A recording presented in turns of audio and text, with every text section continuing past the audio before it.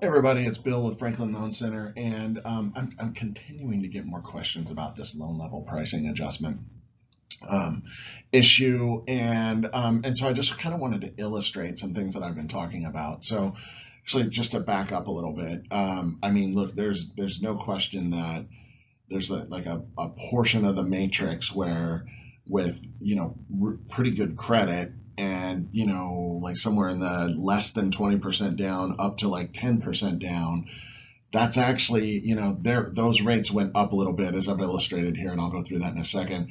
And then there's some also areas in the matrix where those prices have where the the adjustments got better, right? But interestingly, what you're going to see here is that rates are still like worse for the lower credit scores. The adjustments are lower, but they're still worse.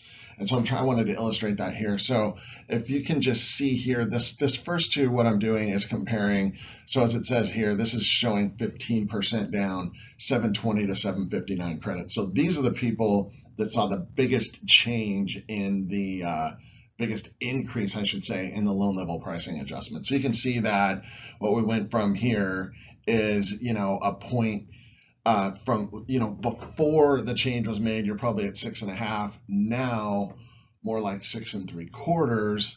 And you can see the difference here is, what is that? Roughly $80. So yes, payments went up on those. Again, we're looking at about $80 and about a quarter point difference in the interest rate for this section of the matrix, right? And again, this is the hardest hit. It's kind of right bullseye on the hardest hit section.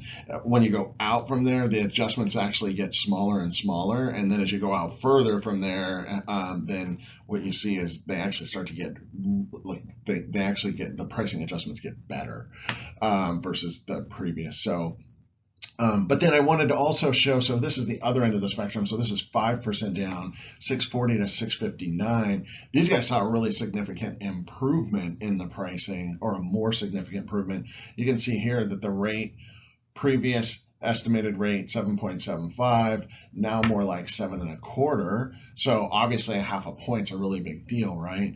But the big difference here to keep in mind, and this is what I've been saying, is that this is also the part of the matrix where these people are going to continue.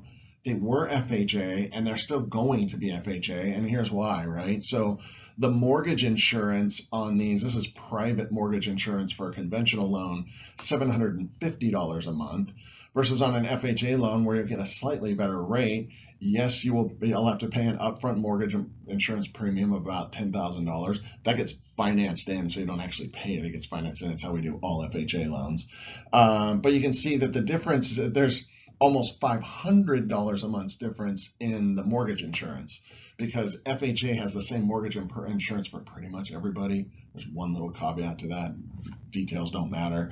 But it's a $500 swing. So you can see here that yes, conventional pricing actually fairly, a couple $100 better, but it doesn't even come close to the difference that you're going to see here, right? So I hope this helps. I mean, and this is why I'm just kind of playing this thing down. So at this end of the spectrum, you're looking at, again, roughly $80 difference for, and look, it's not a great thing, but it's $80, right? It's like, it's not this earth-shattering number. And quite frankly, with the daily fluctuations in rates that we see all the time, and especially with the volatility we've been seeing, you'd hardly even notice that difference versus the other end of the spectrum, which I feel like more has people even more up in arms. You can see these are largely going to be unaffected by these changes because they were FHA borrowers and they're still going to be FHA borrowers. Hope this clarifies. Sorry for being a bit long-winded, and happy to answer any more questions.